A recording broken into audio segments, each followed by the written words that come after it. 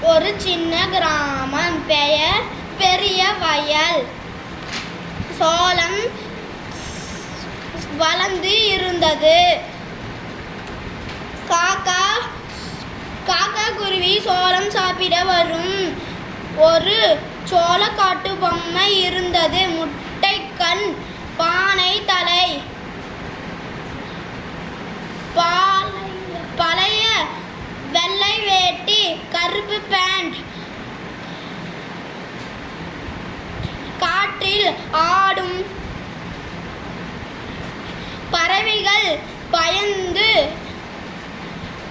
பறவைகள் பார்க்கும் பயந்து ஓடும்.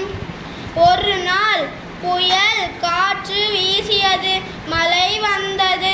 சோளக்காட்டு பொம்மை சட்டை பேண்ட் கிழிந்து விட்டது. ஒரு காக்கா பறந்து வந்தது. சோளக்காட்டு பொம்மையை பார்த்தது.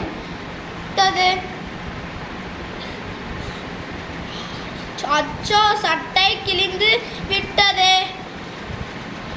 அங்கே ஒரு வீடு. யாரும் இல்லை. சட்டை பேண்ட் எடுத்து வந்தது. இது உனக்குதான் என்றது காக்கா.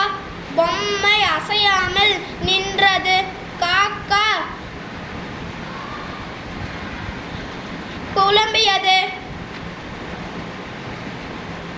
ஓ, இது பொம்மையா?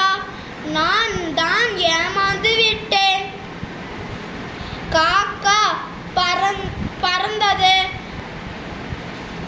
காக்கா ஜாலியா சோளம் சாப்பிட்டது.